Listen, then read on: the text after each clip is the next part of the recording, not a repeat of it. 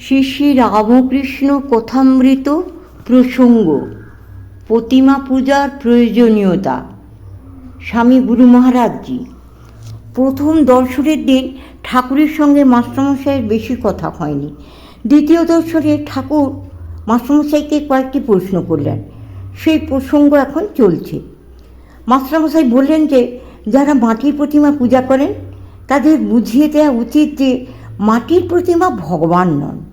এই কথায় ঠাকুর বিরক্ত হয়ে বলছেন যে তোমাদের কলকাতার লোকের ওই এক, কেবল লেকচার দেয়া আর বুঝিয়ে দেয়া।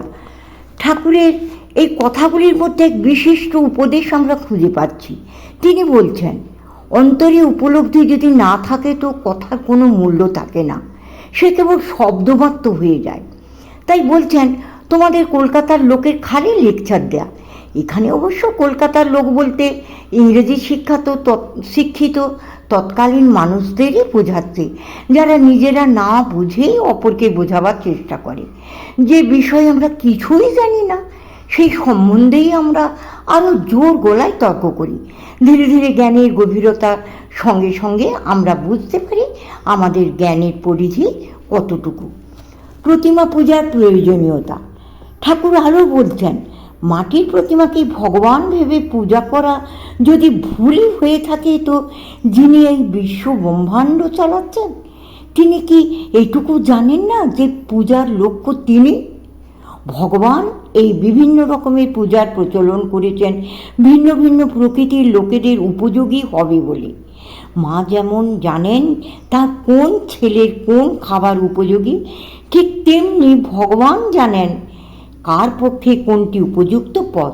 তাই তাকে চিন্তা করবার এই ভিন্ন ভিন্ন সাধন পদ্ধতি তিনি নিজেই সৃষ্টি করেছেন। এই কথাটা কিন্তু আমরা সহজে বুঝতে পারি না, কেন ভগবান সম্বন্ধে কোনো ধারণাই আমাদের নেই। বড় বড় দার্শনিক কথা উচ্চারণ করে আমরা আমাদের এই নির্বুদ্ধিতা ঢাকবার জন্য শব্দজালের সৃষ্টি করি, যার ভিতর সার যতটা না থাকে তার থেকে বেশি থাকে ফাঁকা আওয়াজ। কিন্তু ঠাকুরের উপদেশের মধ্যে এমন একটিও কথা নেই যা অস্পষ্ট, যা বোঝা যায় না, যা আমাদের কোনো কাজে লাগে না।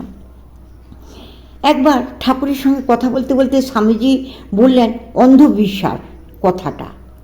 ঠাকুর সঙ্গে সঙ্গে বললেন, হ্যাঁ রে, বিশ্বাস আবার দু রকমের আছে নাকি? কতগুলো চোখ গলা আর কতগুলো অন্ধ। স্বামীজি বিপদে পড়লেন। ঠাকুর আরও বললেন, হয় বল বিশ্বাস, নয় বল জ্ঞান। স্বামীজি তাঁর প্রখর বুদ্ধি সত্ত্বেও ঠাকুরের কাছে পরাজয় স্বীকার করলেন। ঈশ্বর বাক্য মনের অতীত।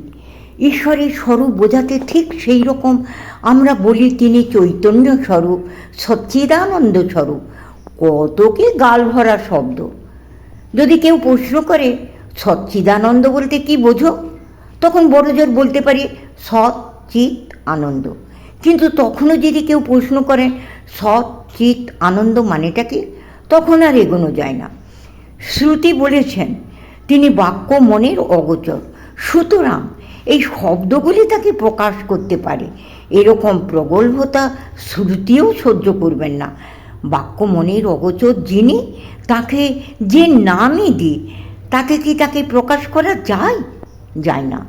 এই কথাটাই আমরা কিছুতেই বুঝতে পারি না, আর যত বুঝতে পারি না তত বেশি তর্ক বিচার করি। হয়তো বললাম সৎ মানে চিরস্থায়ী, কিন্তু চিরস্থায়ী কোনো জিনিস কি আমরা দেখেছি? দেখিনি। যা আমরা কখনো দেখিনি তার অস্তিত্ব সম্বন্ধে কি করে আমাদের ধারণা হবে? দার্শনিকরা বলেন সৎ মানে কি না, তিনি অসৎ নন। অসৎ মানে কি না, অনস্তি, সত্তা শূন্য। চিৎ মানে কি না, তিনি অপ্রকাশ নন। আনন্দ মানে কি না, তিনি দুঃখরূপ নন। শাস্ত্রও এইরকম করে বলছেন, অস্থূলম, অননু, অহস্যম, অদীর্ঘম, অচ্ছায়ম ইত্যাদি। কিন্তু এর দ্বারা তিনি কি তা কি বলা হলো? ঋষি যাজ্ঞবল্ক্য যখন বোঝাচ্ছেন ব্রহ্ম বস্তুটি কি, তখন এই রকম হেয়ালির মধ্য দিয়েই বোঝাচ্ছিলেন। তিনি দূরে থেকেও কাছে, তার গতি আছে আবার নেই। তখন একজন ঋষি বললেন এইরকম হেয়ালির মধ্য দিয়ে বললে চলবে না। এটা একটা গরু, এটা একটা ঘোড়া, এইভাবে বললে যেমন বস্তুকে স্পষ্ট বোঝা যায় সেইভাবে বোঝাতে হবে। তখন যাজ্ঞবল্ক্য উত্তর দিলেন, ন দৃষ্টদস্রাং পশ্যৈন সৌতেহে সৌতারং শৃণুমা হাহা। দৃষ্টির যিনি দ্রষ্টা তাকে তুমি দর্শনেন্দ্রিয় দিয়ে জানতে চেও না, শ্রুতির যিনি শ্রোতা তাকে শ্রবণেন্দ্রিয় দিয়ে জানতে চেও না, সেই রকম মনের পিছনে যিনি মন্তা তাকে মনের সাহায্যে জানতে চেও না। তাহলে আমরা সেই বস্তুকে জানবো কী করে, অথচ তাকে না জেনে ঝুড়ি ঝুড়ি গ্রন্থ লিখছি তাকে নিয়ে। বিদ্যাসাগর মহাপণ্ডিত হয়েও ভগবান সম্বন্ধে কোনো কথাই বলতেন না। কেউ কেউ প্রশ্ন করেছেন, আপনি এত বিদ্যা অর্জন করেছেন কিন্তু ভগবান সম্বন্ধে কোনো জায়গায় কিছু বলেন না কেন? তিনি উত্তর দিলেন, বাপু, আমার চাবুক খাওয়ার ভয় আছে।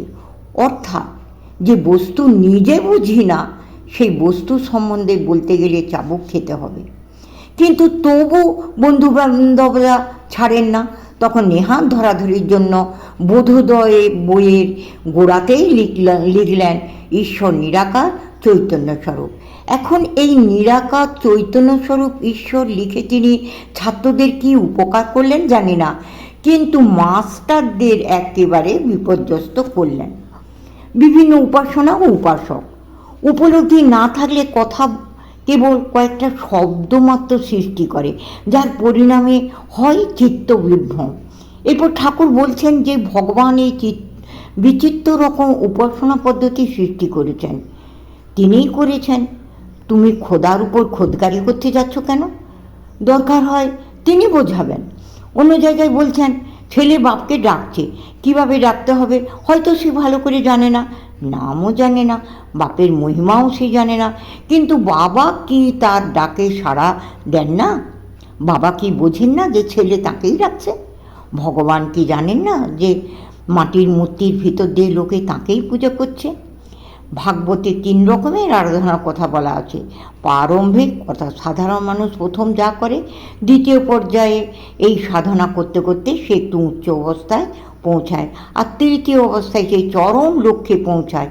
এই 3টি স্তরকে যথাক্রমে প্রবর্তক, মধ্যম ও উত্তম বলা হয়েছে ভাগবতে, কাউকে কিন্তু অধম বলা হয়নি। ক্রমশ